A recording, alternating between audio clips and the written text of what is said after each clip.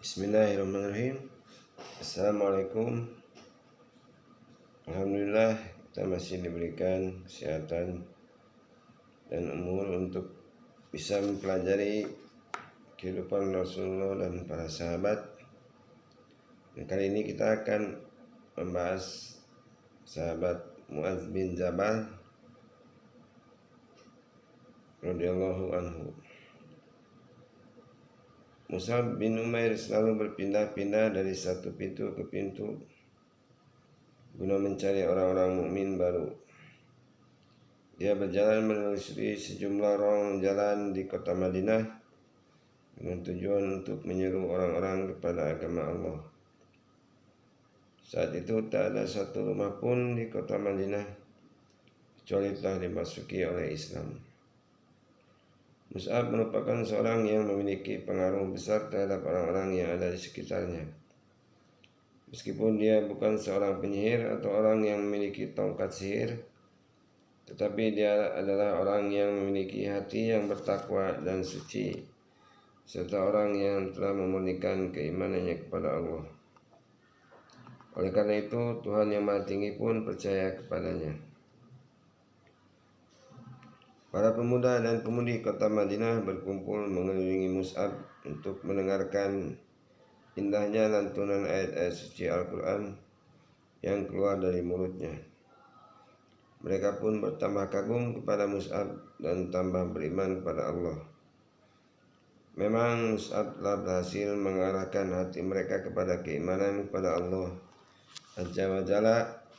Benar, 1 tahun setelah masuknya Mus'ab ke Madinah, tidak ada satu rumah pun yang ada di sana kecuali Islam telah masuk ke dalamnya. Para penduduk Madinah berharap seandainya mereka dapat melihat Rasulullah SAW, sebab dalam pandangan mereka, jika utusannya saja memiliki keimanan yang indah seperti itu, maka bagaimana dengan Rasulullah sendiri? Sungguh Mus'ab telah berhasil menggerakkan hati para penduduk Madinah ke arah Allah dan Rasulnya. Maka mereka pun sangat menginginkan dapat melihat cahaya tersebut. Maksudnya Nabi SAW. Salah seorang di antara para penduduk Madinah berseru, "Mari kita menghadap Nabi SAW." Semua orang bergegas guna mempersiapkan keperluan yang dibutuhkan dalam melakukan perjalanan yang diberkahi Allah itu. 70 orang laki-laki bersama 2 orang perempuan berkumpul untuk bertemu dengan Rasulullah SAW dalam Baiat Aqabah kedua. Di antara kaum laki-laki Madinah yang dewasa itu, ada seorang pemuda dari suku Khazraj yang bernama Mu'adz bin Jabal bin Amr bin Aus al-Khazraji. Dia ikut pergi bersama mereka karena rasa rindu untuk bertemu dengan Nabi SAW dan melihat beliau dengan mata kepalanya langsung. Setelah melihat beliau dengan menggunakan mata hatinya, hampir saja membunuhnya.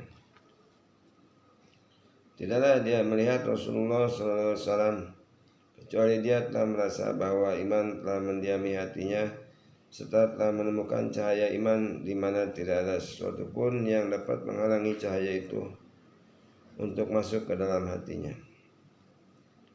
Mu'adz pun pulang dengan membawa keimanan yang jauh lebih besar daripada keimanan yang dibawanya ketika dia pergi.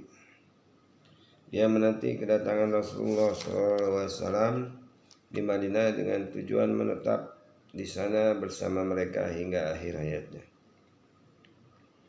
Pernahkah terbayang oleh kita bahwa umur Mu'adz bin Jabal radhiyallahu anhu baru berusia 18 tahun ketika Rasulullah datang ke kota Madinah? Akan tetapi umur manusia tidak bisa dijadikan sebagai patokan untuk mengukur amal perbuatannya yang mulia. Memang umur Mu'adz bin Jabal sangat pendek. Mu'adz radhiyallahu anhu wafat ketika dia masih berumur 38 tahun. Jika kita ingin mengetahui berapa usia keimanannya, maka kita akan mengetahui bahwa usia keimanannya itu hanya 20 tahun saja. Meskipun demikian, jika kita ingin menulis sejumlah buku tentang sosok Mu'adz ini, niscaya kita akan dapat melakukannya. Mu'adz tidak pernah menyia-nyiakan satu detik pun dalam kehidupannya untuk selalu berada di samping Nabi Sallallahu Alaihi Wasallam. Karenanya dia selalu menghadiri majelis-majelis keilmuan yang diadakan oleh Nabi di Masjid Nabawi, sehingga dia dapat menghafal Al-Quran seluruhnya pada masa Nabi Sallallahu Alaihi Wasallam, yaitu pada saat jumlah para penghafal Al-Quran hanya sedikit sekali. Jika Mu'adz mendengar sesuatu dari Rasulullah SAW, maka dia langsung dapat memahami dan menghafalnya. Bahkan Nabi SAW pernah menjelaskan sosok Mu'adz ini dalam sabdanya, "Umatku yang paling mengetahui tentang halal dan haram adalah Mu'adz bin Jabal." Suatu ketika Nabi SAW juga pernah bersabda kepadanya, "Ya Mu'adz, wallahi ibni uhibbuka fala tansa an taqula dubura kullu salatillahumma fa inni alayya zikrika wa syukrika wa husni ibadatik." Artinya, wahai Mu'adz, demi Allah sesungguhnya aku sangat mencintaimu. Karenanya janganlah kamu lupa untuk mengucapkan di akhir setiap salatmu, "Ya Allah, tolonglah aku untuk bisa selalu mengingatmu, mensyukurimu, dan dapat beribadah kepadamu dengan baik." Adakah kebanggaan dan kemuliaan yang lebih besar bagi seorang sahabat Nabi daripada kebanggaan dan kemuliaan yang diperolehnya ketika Nabi SAW telah bersabda kepadanya, "Demi Allah, sesungguhnya aku mencintaimu." Sungguh Rasulullah telah mengetahui tentang kebaikan yang ada dalam diri Mu'adz, serta telah mengetahui dengan baik bahwa dia hanya menginginkan Allah dan Rasulnya. Oleh karena itu Rasulullah pun mencintainya dan lebih menghargainya daripada sahabat-sahabat beliau lainnya, bahkan daripada sahabat yang lebih tua usianya dan lebih dulu masuk Islam. Sungguh iman dapat mengangkat derajat orang-orang yang usianya masih muda dan dapat menjadikan mereka berada dalam deretan orang-orang yang sudah tua. Pada saat Rasulullah Sallallahu Alaihi Wasallam hendak mengutusnya ke negeri Yaman,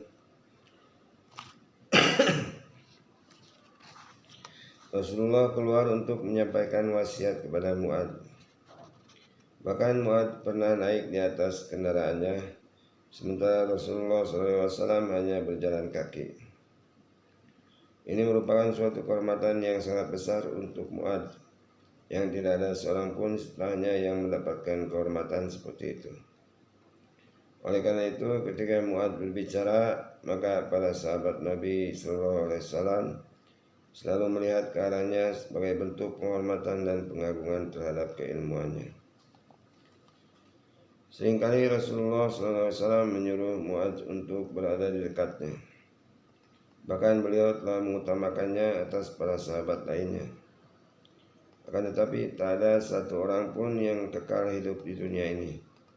Karenanya ketika Rasulullah SAW hendak mengucapkan selamat jalan kepada Mu'adz yang akan pergi ke Yaman guna mengajarkan Islam kepada para penduduk Yaman, beliau pun bersabda kepadanya, yang artinya, "Wahai Mu'adz, barangkali setelah 1 tahun nanti kamu tidak akan bisa melihatku lagi. Bahkan kamu hanya bisa menemui masjidku ini dan kuburanku." Mendengar itu Mu'adz radhiyallahu anhu pun menangis karena mengetahui bahwa dirinya akan berpisah dengan Rasulullah SAW. Selanjutnya dia menolehkan pandangannya ke sekeliling kota Madinah. Dan ketika Rasulullah SAW melihatnya, beliau bersabda, "Inna awlan nasi bil muttaquna man kanu wa haitsu kanu wa." Sesungguhnya orang-orang yang lebih berhak untuk berada di sampingku pada hari kiamat nanti adalah orang-orang yang bertakwa, siapapun mereka dan dimanapun mereka berada. Apa yang telah dirasakan oleh Rasulullah itu memang benar-benar terwujud. karena beliau telah berpisah dari kehidupan dunia ini pada saat Mu'adz sedang tidak berada di Madinah. Ketika berita tentang wafatnya Rasulullah itu sampai kepadanya, dia pun menangis dengan tangisan seperti tangisan seorang ibu yang ditinggal mati anaknya, atau tangisan seorang anak yatim yang ditinggal mati ibunya. Sungguh Rasulullah SAW telah meninggal dunia, sementara kehidupan terus berlanjut setelah itu. Suatu ketika Umar bin Khattab menyuruh pelayannya untuk membawa uang sebesar 400 dinar kepada Abu Ubaidah bin Jarrah. Umar berkata kepadanya, "Pergilah dan bawalah uang ini ke rumah Abu Ubaidah. Lalu tunggulah apa yang akan dilakukan oleh Abu Ubaidah dengan uang ini." Pelayan itu pun pergi dengan membawa uang tersebut. Abu Ubaidah mengambil uang itu, lalu dia memanggil pelayan perempuannya seraya berkata, "Pergilah dan bawalah uang sebesar 7 dinar ini kepada si Fulan dan uang sebesar 5 dinar ini untuk si Fulan." Abu Ubaidah terus melakukan hal itu hingga seluruh uang dinar itu habis dan tidak ada yang tersisa sedikit pun.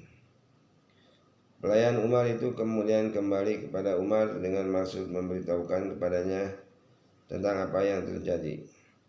Ternyata sang pelayan itu mendapati Umar telah mempersiapkan 400 dinar yang lain. Lalu Umar berkata kepadanya, "Pergilah dan bawalah uang ini kepada Mu'adz bin Jabal. Lalu tunggulah apa yang akan dilakukannya dengan uang ini." Mu'adz pun mengambil sejumlah uang dinar itu dari pelayan tersebut. Lalu dia memanggil pelayan perempuannya dan memerintahkan kepadanya untuk membagi-bagikan uang itu hingga tidak ada yang tersisa padanya, kecuali hanya 2 dinar saja. Melihat itu, istri Mu'adz berkata kepada Mu'adz, "Wahai Mu'adz, demi Allah, kami adalah orang-orang fakir, maka berilah uang itu kepada kami." Mu'adz pun memberikan uang 2 dinar itu kepada istrinya. Selanjutnya sang pelayan kembali kepada Umar guna memberitahukan kepadanya tentang apa yang terjadi. Umar pun tersenyum, lalu dia berkata, "Sesungguhnya sebagian dari mereka adalah saudara bagi sebagian lainnya." Dalam hal ini Mu'adz adalah seperti para sahabat lainnya. Dia menganggap setiap harta sebagai harta Allah. Menurutnya ketika Allah memberikan harta kepadanya, maka sesungguhnya hal itu dimaksudkan agar dirinya selalu menafkahkan harta itu dalam kebaikan. Bahkan pada masa Rasulullah SAW, Mu'adz selalu memberikan hartanya sendiri kepada orang-orang hingga tidak ada sedikit pun dari harta itu yang tersisa di dalam rumahnya yang dapat dia infakkan kembali setelah itu. Salah seorang tabi'in yang bernama Abu Bahriyah berkata, "Aku pernah masuk ke dalam Masjid Hims di Syam. Ternyata di dalamnya terdapat seorang pemuda yang rambutnya keriting, yang dikelilingi oleh orang-orang. Bila dia sedang berbicara, maka seakan-akan ada cahaya dan mutiara yang keluar dari mulutnya. Aku pun bertanya, 'Siapa orang ini?' Mereka menjawab, 'Mu'adz bin Jabal.' Sungguh mereka semua telah mengetahui kelebihan yang ada pada diri Mu'adz radhiyallahu anhu, yaitu berupa keluasan ilmu yang telah diterimanya dari Rasulullah SAW.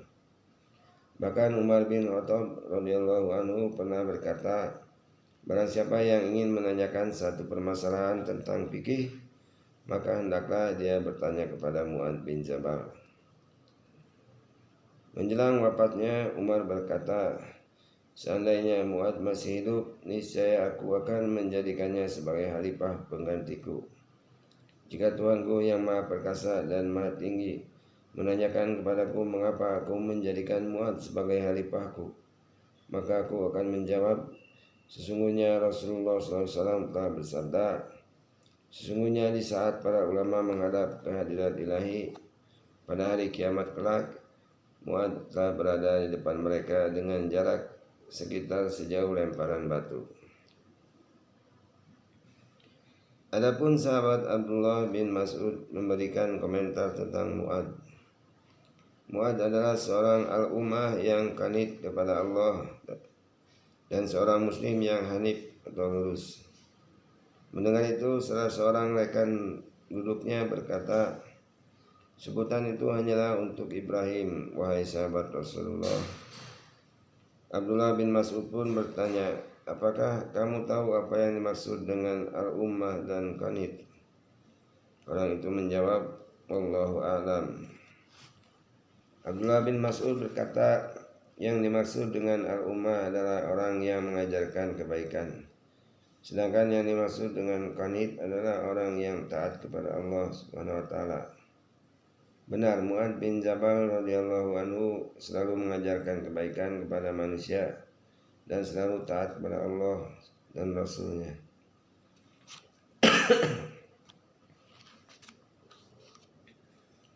Umar bin Khattab radhiyallahu anhu telah melarang para senior sahabat agar tidak keluar dari kota Madinah kecuali atas seizinnya. Hal ini diberlakukan karena dia sangat membutuhkan mereka guna menanyakan kepada mereka tentang hal-hal yang berkaitan dengan urusan-urusan kaum muslimin serta meminta petunjuk mereka tentang hal-hal baru yang terjadi. Dalam hal ini Mu'ad bin Jabal merupakan salah seorang yang paling diutamakan oleh Umar radhiyallahu anhu. Akan tetapi karena jumlah umat Islam setiap hari semakin bertambah banyak, Umar pun terpaksa mengutus Mu'ad bin Jabal ke Syam dengan tujuan agar dia mengajarkan agama Islam kepada para penduduk Syam dan menjadikan mereka dapat mendalami ajaran-ajarannya. Majelis keilmuan yang diadakan oleh Mu'ad bin Jabal radhiyallahu anhu di kota Hims selalu dipadati oleh orang-orang yang datang dari berbagai daerah di Syam dengan tujuan belajar dari orang yang paling mengetahui tentang halal dan haram. Oleh karena itulah para penduduk Syam pun mencintainya dengan kecintaan yang luar biasa. Akan tetapi sayangnya hari-hari yang penuh kebahagiaan itu tidak berlangsung lama, sebab tidak lama setelah itu penyakit taun menyerang kaum muslimin di sana. Saat terjadinya penyakit taun itu, Abu Ubaidah bin Jarrah, gubernur dan pemimpin Syam, wafat. Untuk menggantikan Abu Ubaidah, Mu'ad bin Jabal pun dijadikan sebagai gubernur sampai Umar mengangkat seorang gubernur baru.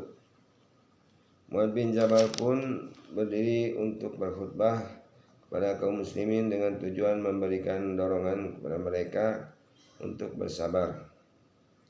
Katanya, wahai manusia, sesungguhnya penyakit taun ini merupakan rahmat dari Tuhan kalian, dampak doa dari Nabi kalian dan penyebab kematian bagi orang-orang saleh sebelum kalian. Ya Allah, berilah kepada keluarga Mu'ad bagian yang cukup dari rahmat ini.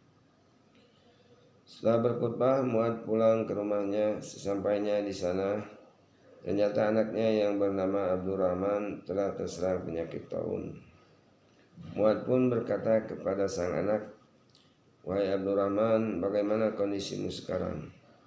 Sang anak menjawab, wahai ayah, penyakit itu memang benar dari Tuhanmu, maka janganlah sekali-kali engkau termasuk ke dalam golongan orang yang ragu-ragu. Mendengar itu Mu'ad pun berkata, insya Allah kamu akan mendapatiku sebagai bagian dari golongan orang-orang yang sabar. Abdurrahman akhirnya meninggal dunia, kemudian disusul oleh saudara laki-lakinya. Setelah itu kedua istri Mu'ad juga meninggal dunia. Mu'ad radhiyallahu anhu pun tinggal sebatang kara sampai akhirnya dia juga tertimpa penyakit taun tersebut. Dia tak mampu lagi untuk berdiri dan hanya bisa terbaring di atas ranjangnya. Terkadang dia pingsan dan terkadang sadar. Ketika tersadar, Mu'ad pun berdoa, ya Tuhanku, pertemukanlah aku denganmu, karena sesungguhnya engkau mengetahui bahwa hatiku sangat mencintaimu.